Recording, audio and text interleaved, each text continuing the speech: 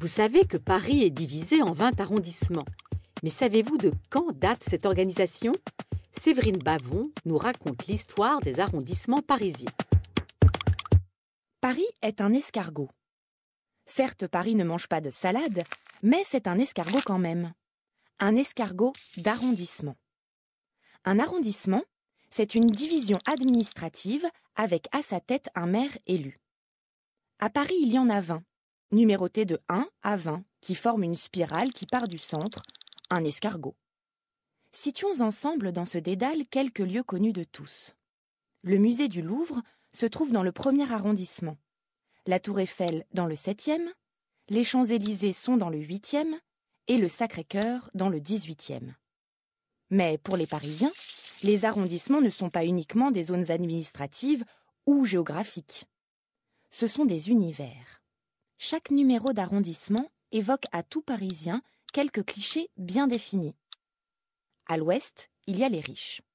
Si le 7e, le 8e et le 15e arrondissement sont bien lotis, c'est le 16e qui est l'archétype de l'arrondissement bourgeois, avec ses beaux immeubles et ses rues calmes, où se côtoient des vieilles dames aux caniches toilettées et des hommes d'affaires pressés.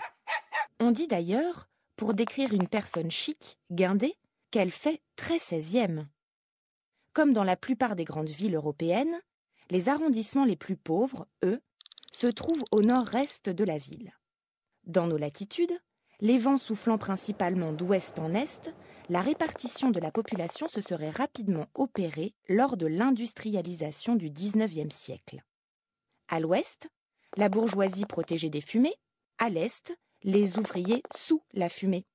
Ainsi, on trouve toujours les Parisiens les plus populaires ainsi que beaucoup d'immigrés du Maghreb, d'Asie ou d'Afrique noire dans les 18e, 19e et 20e arrondissements. Le 13e? Pour le Parisien, c'est Chinatown. Il vous parlera des supermarchés asiatiques, des restaurants exotiques et du fameux défilé du Nouvel An chinois. Le 11e, lui, est le lieu branché par excellence.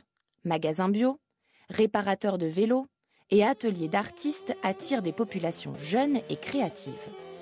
Inutile de vous dire que, dans tous ces arrondissements, on trouve aussi des gens normaux qui résistent à tous ces clichés.